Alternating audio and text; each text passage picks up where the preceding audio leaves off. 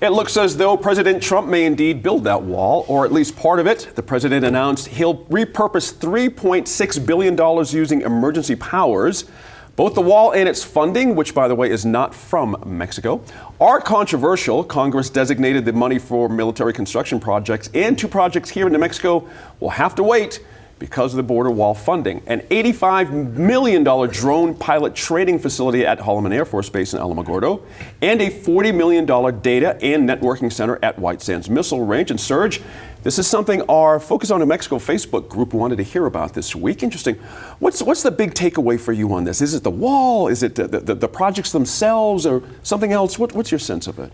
I mean, my biggest takeaway is that this is just this relentless commitment to this, symbolic physical showpiece is, I mean, no surprise, but it has sort of taken on such a life of its own that it now is no longer rational, and we're actually cutting into our own military preparedness. Some schools that were being built were on that list. It is, there's no, in my mind, no conception of political intelligence or national interest that would lead to this beyond just sort of a monofocus on this one thing to the exclusion of all others. That, I mean, I'm not saying anything new here. Sure. Is not, I think, practical, not useful, not helpful, and not wanted, generally. Let me go on the not wanted bit. Good point there, Crystal. The quotes from our congressional delegation have been pretty sharp. Mine must be pretty sharp here, too. Yeah, there you go. Senator Udall, it's an outrageous and reckless action by the president and his administration. Congress did not appropriate this money for the president's vanity project. And it kind of goes on from there. It's kind of a long thing. But the essence of it, that Congress does appropriate money. You know what I mean? For certain projects, It's a discussion, it's a fight, it's a lot of things. And so to come right in afterwards and just take all this money, it's pretty galling for these senators and Congress people. Absolutely. So, looking at the $85 million on the UAV training at Holloman, and the $40 million specifically for the information systems, like Trump supporters now genuinely have to ask themselves if whether or not the propaganda or through the propaganda, the rhetoric, like what's now really a priority to their safety and security in America? Is it keeping our military operations as one of the strongest militaries in the world, or is it building a wall in Mexico? So when voters come, next year in terms of whether or not Trump should be that's a strong question, or those are 2 values that you have to take into consideration and prepare for. The other thing that's really dangerous about this is that if now that we're starting to pull funding from bases, there could be a trickle-down effect where Trump could possibly pull funding from our labs.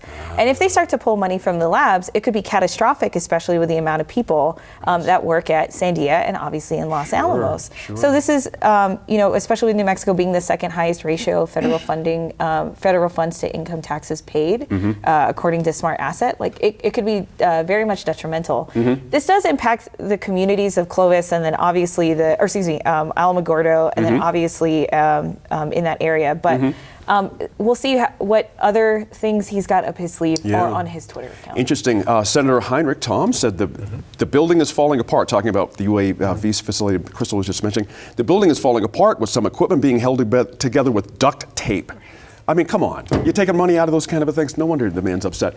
So again, the big takeaway here, do we gain something as we're losing something? We're losing something. Okay. These military projects, it's not like a city project. It's not like going out to Home Depot and getting something. Right. It is a 5 to 10 year process. Thank you. And to have the funding taken away is very similar to basically running the 195 yards to the 5-yard line, and then all of a sudden having the game end when there's still time on the clock. And so, it's very frustrating for our bases, and it could come into play if the Base Realignment Commission comes back into conversation. It hasn't, but what we want to do is build up our assets, and these types of funding shenanigans do not help to build the assets. It's interesting.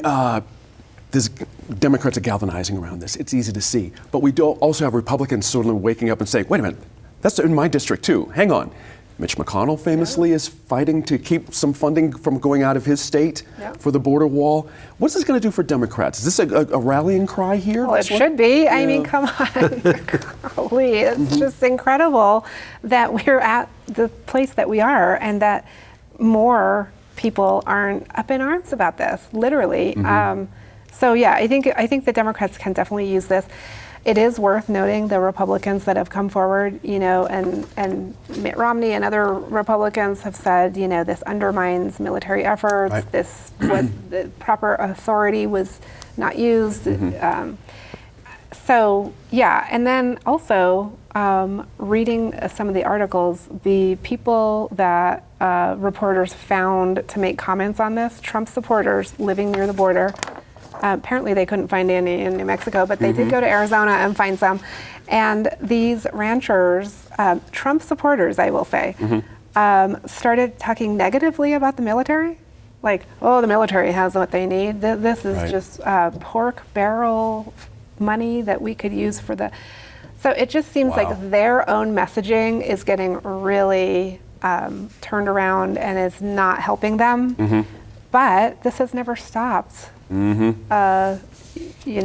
T, I'll call him, from getting, pursuing what he wants to do. And Sure. so the question of how did we get to this place? How did we get to the point where he was able to declare this situation an emergency and do this? We really have to hold people accountable for That's a good point. how they let this through. That's right. And it has to be put on the table, of course, the president's coming to Rio Rancho on Monday.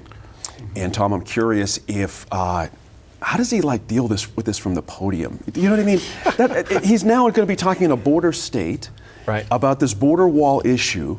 I'm just really curious if his tone is going to change, if he's going to try to pitch it, try to sell it to New Mexicans as some kind of thing. It's very interesting. No, I mean, well, he's not talking in downtown Albuquerque. He's Right. not speaking in Las Cruces. He's speaking in very Republican-friendly That's right. Rio Rancho. That's right. And so he's playing to the home team. As far as what he will say, I would imagine that if the past is any indication, he'll wing it. And he'll just, And he'll say what he's been saying. I don't think he's going to change his messaging based on being in Rio Rancho, like you say. He'll say, other people think this is a national emergency, and I do too. Right. You know. I just think it's funny, just to say, if you need any last words, I Please. just think it's really funny that, the capacity of the Santa Ana Star Center is about 5,700 people, and the capacity of Isleta Amphitheater, which held the KISS concert last night, is a capacity of 15,000. There's going to be more people at the KISS concert from last night than at the Trump rally. I'll call it. I love that. Thanks to all for agreeing to offer your opinions on the news this week. For you at home, don't forget to be part of the conversation through our Facebook Live interviews on Wednesdays during the lunch hour.